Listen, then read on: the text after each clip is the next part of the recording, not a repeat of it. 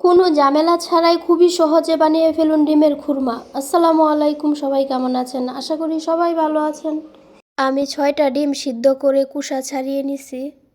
একটা কড়াই বসিয়ে ডিমগুলা ভেজে নিছি।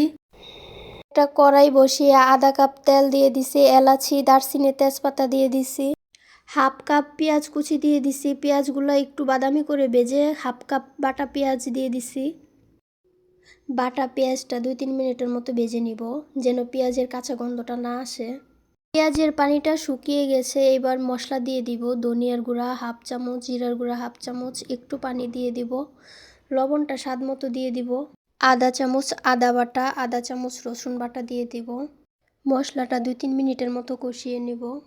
পর্যায়ে 1.5 কাপের মতো পানি দিয়ে দিব। 5-6 মিনিটের মতো রান্না করে ঝোলটা শুকিয়ে নিব। ডিমগুলো দিয়ে দিব, দিয়ে নেড়ে ছেড়ে দিব। এই পাশে আমি একটা মগের মধ্যে 2 চামচ গুঁড়া দুধ 2 কাপ পানি দিয়ে গুলাইয়া দিয়ে দিলাম।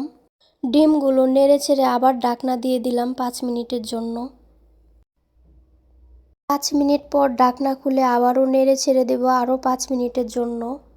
আমার খুরমাটা প্রায় হয়ে গেছে। এই পর্যায়ে 1 টেবিল চামচ ঘি দিয়ে দিব, দিয়ে আবার ঢাকনা দিয়ে দিব 2 মিনিটের জন্য।